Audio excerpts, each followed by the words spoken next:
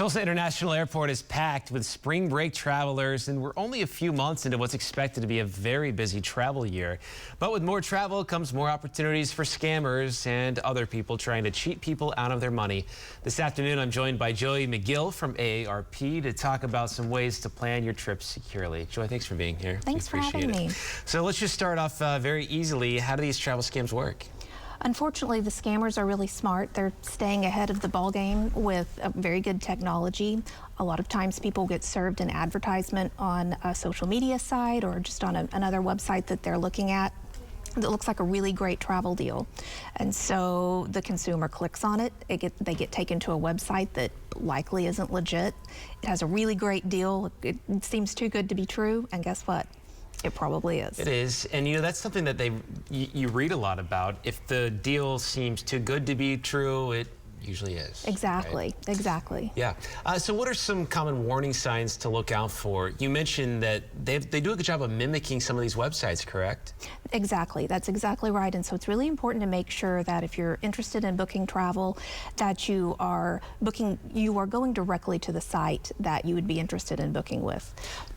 Yeah, and we talked a little bit off camera a little bit ago about some of these are legit deals, but there's a bunch of, you know, little things you have to do with it, right? Sure, sure. So oftentimes it seems like a really great deal. It may be an expensive location that they're offering a really tremendous deal when it turns out that the cost may be lower than what it might be on a listed retail price, but you're also signing up for a lot of time spent in timeshare presentations or a lot of strings attached that perhaps someone doesn't want to spend their hard-earned vacation on.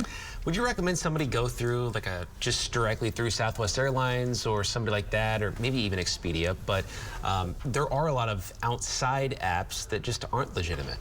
That's exactly right. So if someone's looking to book travel, make sure that you're using a reputable travel brand. If you see an ad that has something that looks attractive, instead of clicking through, just go directly to the website that you're looking for.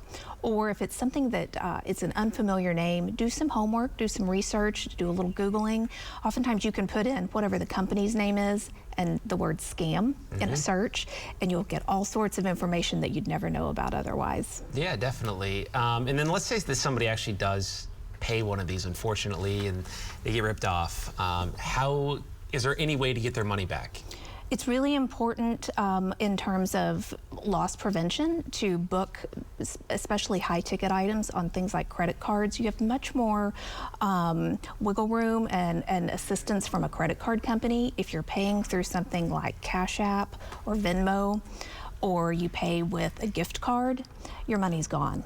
And it goes without saying with travel deals and anything else, anytime someone's asking you to pay with a gift card, it's a scam. Yeah. Are you able to report this at all? I mean, can we contact you, or is there somebody else that you can contact to let them know about this scam? Certainly. You can certainly contact the AARP Fraud Watch Network helpline at aarp.org/Fraud Watch Network, or the Federal Trade Commission is kind of a repository for this kind of information.